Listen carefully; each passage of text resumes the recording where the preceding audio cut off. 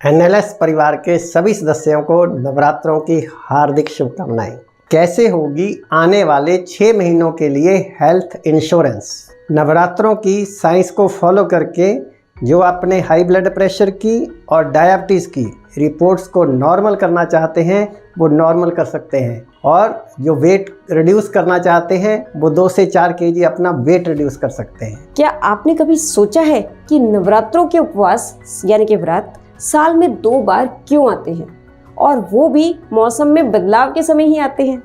कहीं इस बात का नवरात्रों की फास्टिंग का हमारी हेल्थ से कोई गहरा संबंध तो नहीं? जी हाँ, सच तो यही है कि नवरात्रों के उपवास का हमारी हेल्थ से बहुत गहरा पुराना रिश्ता है, क्योंकि हमारे पूर्वज कौन थे? हमारे पूर्वज हेल्थ साइंटिस्ट थे।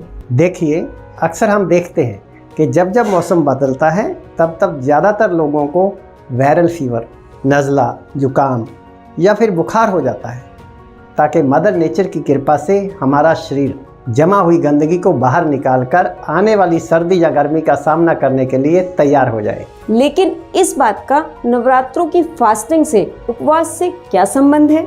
इसीलिए तो हमारे पूर्वज हेल्थ साइंटिस्ट थे। उन्होंने इसे धर्म के साथ, उपवास के साथ जोड़ दिया कि यदि इन 9 दिनों में सही तरीके से उपवास कर लें तो शरीर बिना किसी दवाई के स्वस्थ हो जाएगा। लेकिन मानव स्वभाव से ही चालाक है, उसने उपवास करने के तरीके को ही बिगाड़ दिया और उपवास वाले दिन सामान्य दिनों से भी ज़्यादा या गलत खाने लगा। कैसे? कुट्टू के आटे के पकौड़े, संघाड़े के आटे की पूरी, दूध और दूध से बनी चीज़ें, चाय, कॉफ़ी इत्यादि, और परिणाम स्वरूप वो उपवास करके और भी ज़्यादा बीमार रहने लगा। तो फिर आइए जानें कैसे करें वो वाली फास्टिंग जिससे उपवास का, फास्टिंग का लाभ भी मिल जाए और स्वास्थ्य यानी हेल्थ भी बढ़ जाए। 9 दिनों के उपवास में आप पहले 3 दिन एनएलएस वाइट चार्ट यानी कि लिक्विड डाइट को फॉलो करें।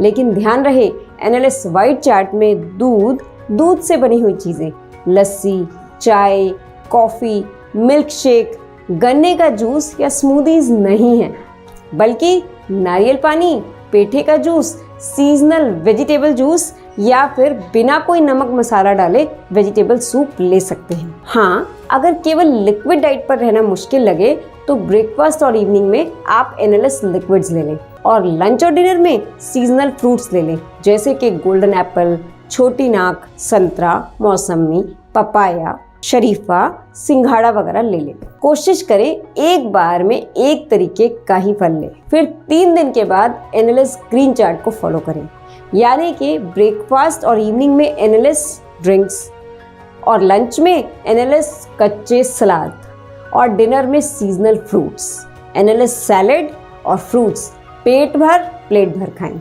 अगर इसे और अच्छे से समझना चाहते हैं तो केवल नवरात्रों की फास्टिंग पर हमारा पूरा 2 घंटे का सेशन हमारी YouTube पर उपलब्ध है। आप वहां जाकर आसानी से जितनी बार चाहे देख सकते हैं। हमारे साथ जुड़े रहें, स्वस्थ रहें।